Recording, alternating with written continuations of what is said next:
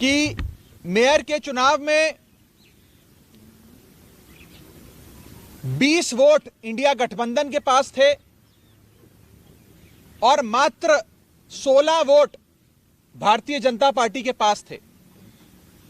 15 और साथ में अगर मैं एक और अन्य वोट भी जोड़ दूं, जहां 20 वोट आम आदमी पार्टी और कांग्रेस पार्टी के इंडिया गठबंधन के पास थे, वहां गठबंधन का जीतना, इंडिया अलायंस का जीतना तय था। और अपनी हार को सामने देख बीजेपी ने षड्यंत्र रचे। सबसे पहले 18 जनवरी को होने वाले चुनाव में प्रिसाइडिंग अफसर, जो चुनाव कराता है अफसर, उसे बीमार करके अस्पताल में भर्ती करा दिया ताकि उस दिन चुनाव ना हो। फिर चुनाव की जब नई तारीख आई जो हाईकोर्ट ने निर्धारित करी, उस बीच ऑपरेशन लोटस करके आम आदमी पार्टी की और कांग्रेस के पार्षदों को खरीदने की कोशिश करी गई। जब बीजेपी का ऑपरेशन लोटस भी फेल हो गया तो बीजेपी ने आज आप सबकी आंखों के सामने और आप सबके कैमरों में कैद जो फर्जीवाड़ा किया है, पहले मैं सिलसिलेवार तरीके से आपको बताना चाहता हूं। बीजेपी ने अपने ही पार्टी के माइनॉरिटी विंग के ऑफिस बियरर को प्रिसाइडिंग अफसर बनाया, यानी कि जो शख्स घोषित भाजपा का सदस्य है, उनका ऑफिस बियरर है, पदाधिकारी है, उस माइनॉरिटी विंग के सेक्रेटरी को प्रिसाइडिंग अफसर बनाकर उसकी देखरेख में चुनाव कराने की घोषणा करी। चुनाव में जब वोटिंग समाप्त हुई और काउंटिंग की बारी आई तो इस भाजपा के ऑफिस बियरर प्रिसाइडिंग अफसर ने किसी भी पार्टी के इलेक्शन एजेंट को आगे नहीं आने दिया। आप सब जानते हैं, आप सब चंडीगढ़ मेयर चुनाव देखते आए हैं, जब भी वोटों की गिनती होती है तो इलेक्शन एजेंट, तमाम पार्टियों के इलेक्शन एजेंट अपनी आंखों के सामने काउंटिंग टेबल पे खड़े होकर काउंटिंग करवाते हैं। लेकिन पहली बार इतिहास में देखा गया कि इलेक्शन एजेंट्स को दूर कर दिया गया, उन्हें टेबल के नजदीक नहीं आने दिया गया। और उसके बाद जो हुआ, आपने देखा कि कैसे भाजपा के इस पदाधिकारी ने, जो प्रिसाइडिंग अफसर था आज के चुनाव का, उसने अपने पेन से बैलेट पेपर पर इंक लगा लगाकर उस सारे बैलेट पेपर को इनवैलिड किया और फिर चुनावों की गिनती में, वोटिंग में, वोट काउंटिंग में उस एक एक बैलेट पेपर को इलीगल घोषित किया। पहली बार चंडीगढ़ मेयर चुनाव में कुल 36 वोटों में से 8 वोट इनवैलिड घोषित कर दिए गए। इतिहास में आज तक नहीं हुआ। आम आदमी पार्टी और कांग्रेस के गठबंधन को 20 वोट पड़ने थे, हमें 12 वोट पड़े और हमारे 8 वोट इनवैलिड घोषित कर दिए गए।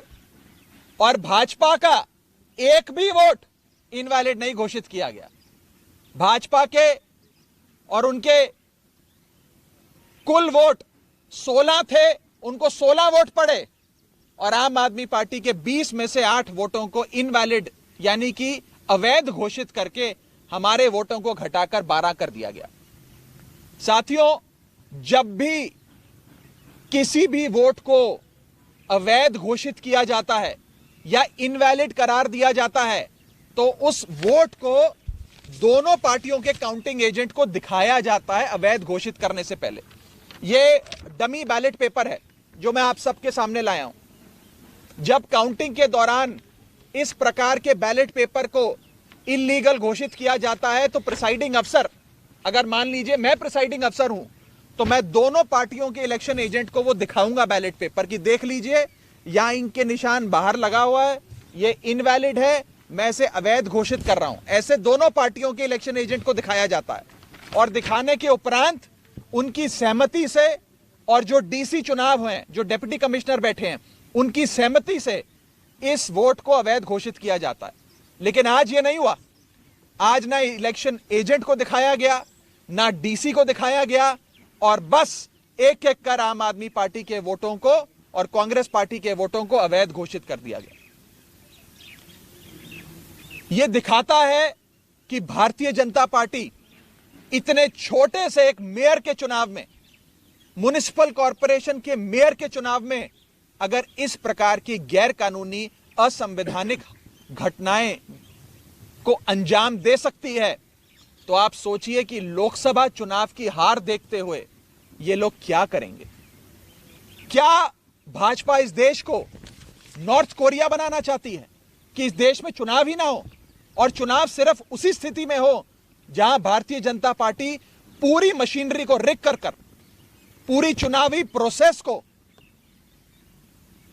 विशिएट कर चुनाव जीत सके।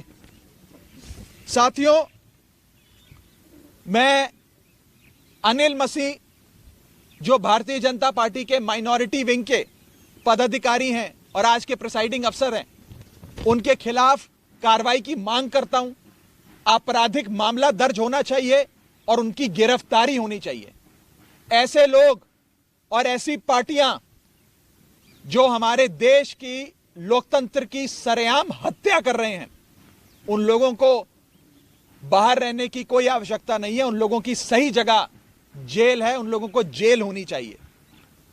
और मैं एक और आपको फैक्ट बताना चाहता हूं। जब भी काउंटिंग के दौरान कोई भी इलेक्शन एजेंट पार्टी का ऑब्जेक्शन रेस करता है, तो उस ऑब्जेक्शन को डिप्टी कमिश्नर और वहां पर बैठे जो इलेक्शन ऑफिसर्स होते हैं उनसे सलाह मशवरा करके उसका हल किया जाता है। आज पूरे सदन में हंगामा चल रहा था, लोग आपत्ति दर्ज कर रहे थे, प्रिसाइडिंग अफसर के कंडक्ट पे सवाल खड़े कर रहे थे, लेकिन प्रिसाइडिंग अफसर इलेक्शन कराते रहे, काउंटिंग करते रहे, और जैसे ही बीजेपी के कैंडिडेट को उन्होंने घोषित किया बतौर विजेता, उसके बाद जितने भी बैलेट पेपर थे काउंटिंग के, उन्हें जल्द से जल्द हटाकर एक कमरे में लॉक कर दिया गया। न जाने उन बैलेट पेपर्स के साथ इन लोगों ने आगे क्या किया होगा। बैलेट पेपर तक किसी पार्टी के किसी प्रत्याशी को, किसी काउंसलर को नहीं दिखाया गया। बैलेट पेपर तक गायब कर दिया गया है। यह आज सरेआम